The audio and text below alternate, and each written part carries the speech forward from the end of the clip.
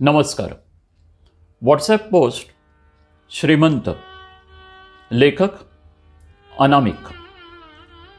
ऑफिसमधून निघाल्यावर काय कोणास ठाऊक पण आज द्राक्ष खायची जाम इच्छा झाली.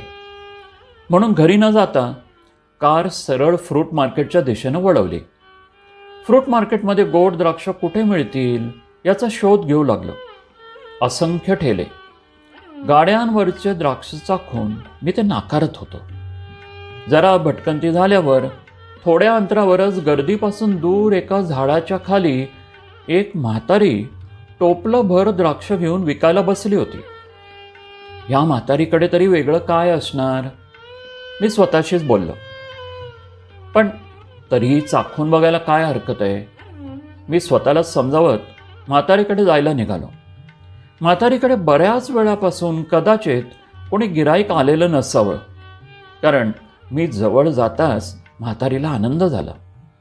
आजी, कशी दिली द्राक्ष? या साहेब, घ्या की द्राक्ष. लई वाढ आहेत बघा, लई वाढ. जशी साखरच आहे बघा, खाऊन तरी बघा की. म्हातारी माझ्या हातावर द्राक्ष ठेवत म्हणाली. मी द्राक्ष तोंडात टाकून चाखू लागलो. अरेच्या, द्राक्ष खरंच खूप गोड आहेत की. पूर्ण मार्केटमध्ये इतकी गोड द्राक्ष नव्हती. आजी, द्राक्ष खरंच खूप गोड आहेत का? पूर्ण मार्केटमध्ये इतकी गोड द्राक्ष कुठेही नाहीत. पण तुझ्याकडे कशी का? गिऱ्हाईक खुश झालेला पाहून म्हातारीलाही आनंद झाला. अरे लेका, ही वेलावरची पिकलेली द्राक्ष आहेत. मार्केटला सगळी व्यापारी ते कार्पेट का काय ते टाकून द्राक्ष पिकवितात. पण माझ्या मनाला ते आजवर पटलं नाही बघ. 2 पैकं कमी मिळालं तर चालतंय बघ, पण कोणाच्या जीवाशी खेळणं बरं नाही बघ.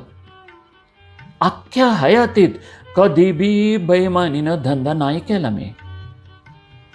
म्हातारीच्या वयावरून आणि चेहऱ्यावरून ती खरं तेच बोलतेय हे मी ओळखलं. हां, बरं, काय किलो दिलीत? किलोला 150 रुपये. बापरे आजी, भाव जास्त आहे की ग. 100 रुपये किलो दे. 2 किलो घेतो. नाही रे लेका, किलोला 100 रुपये नाही परवडत बघ. बरं ठीक आहे, 120 रुपये किलो दे. मी पुन्हा भाव करत बोललो. लेका, अरे 120 रुपये तर माझी खरेदी आहे. किलोला 130 देते बघ. आता भाव नको करू बघ. एक तर आज काय बी माल इकला नाही रे. म्हातारी केविलवाणे स्वरात बोलली. बरं, 2 किलो दे. 150 रुपये किलोची द्राक्ष मी 130 रुपयात घेतली याचा मला अभिमान वाटत होता. 2 किलो मागे मी 40 रुपये वाचवले होते. मी मनातल्या मनात माझ्यावर खुश झालो. म्हातारीनं 2 किलो द्राक्ष बांधली आणि वरतून अजून एक लळ टाकली. मी वॉलेटमधून 500 रुपयांचं बंडल काढून त्यातून एक नोट काढत म्हातारीला दिली. बंडल पुन्हा वॉलेटमध्ये ठेवून वॉलेट जीनच्या मागच्या पॉकेटमध्ये ठेवून दिलं.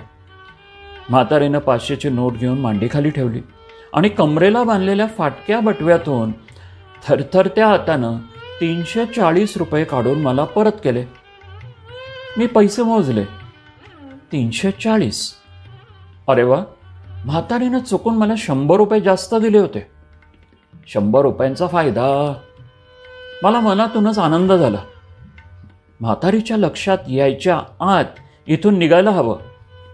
मी ते पैसे तसेच शर्टच्या वरच्या खिशात कोंबले आणि माघारी फिरून कारच्या दिशेने निघालो. 7-8 पावलं चालतो न चालतो तोच म्हातारीचा आवाज आला. अरे लेका थांब. मी न ऐकल्यासारखं केलं. अरे लेका, अरे जरा थांब र, इकडे ये. म्हातारी पुन्हा जीवाच्या आकांतानं ओरडली. आता मला थांबून म्हातारीकडे जाणं भाग होतं. हिशोब म्हातारीच्या लक्षात आला वाटतं. मी स्वतःशीच बोलत म्हातारीकडे गेलो. म्हातारी जर 100 रुपये जास्त दिल्याबद्दल बोलली तर काय सारवासारव करायची हे मी क्षणातच ठरवून ठेवलं होतं. काय झालं आजी? का हाक मारलीस? काही हिशोब चुकला का? मी जरा अपराधासारखाच बोललो. नाही रे लेका. अरे अरे हे तुझं पैशाचं पाकिट इथं खाली पडलं होतं बघ. तू जायला निघाला ना तेव्हा माझं लक्ष गेलं बघ. हे घे बाबा तुझं पाकिट. म्हातारी वॉलेटवरची धूळ तिच्या पदरानं स्वच्छ करत आणि ते कपाळावर लावत मला वॉलेट परत देत बोलली. आता मात्र मी स्तब्ध झालो.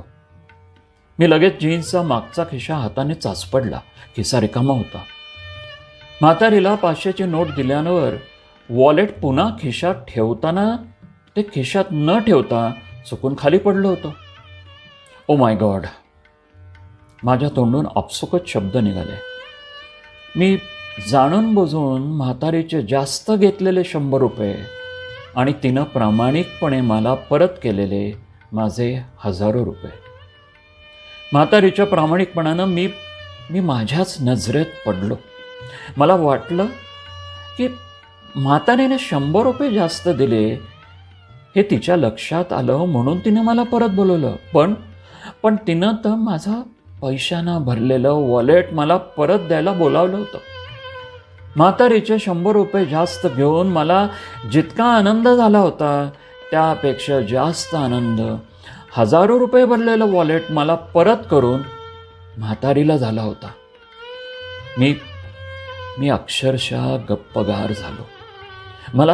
मला माझीच लाज वाटायला लागली. वॉलेटमध्ये कमीत कमी 15-20 हजार रुपये तरी नक्कीच असतील.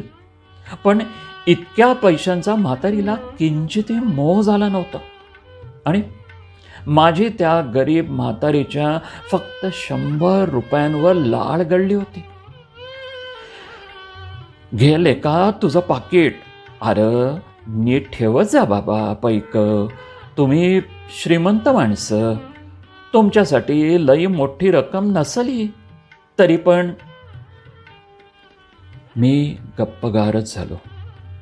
तुम्ही श्रीमंत माणसं. म्हातारीचे ते वाक्य ऐकून पुन्हा अपराधासारखं झालं. आता म्हातारीनं मला जास्त दिलेले ते 100 रुपये मला हजारो कोटी रुपयांच्या कर्जाच्या ओझ्यासारखं वाटत होतं. म्हातारीला परत करून टाकतो ते 100 रुपये. माझा हात वरच्या खिशात गेला. पण काय सांगू म्हातारीला? 100 रुपये जास्त दिले म्हणून मी माझ्याच नजरेत पडलो. मला माझीच किळस येत होती. आजी हे ठेव तुला काही रुपये.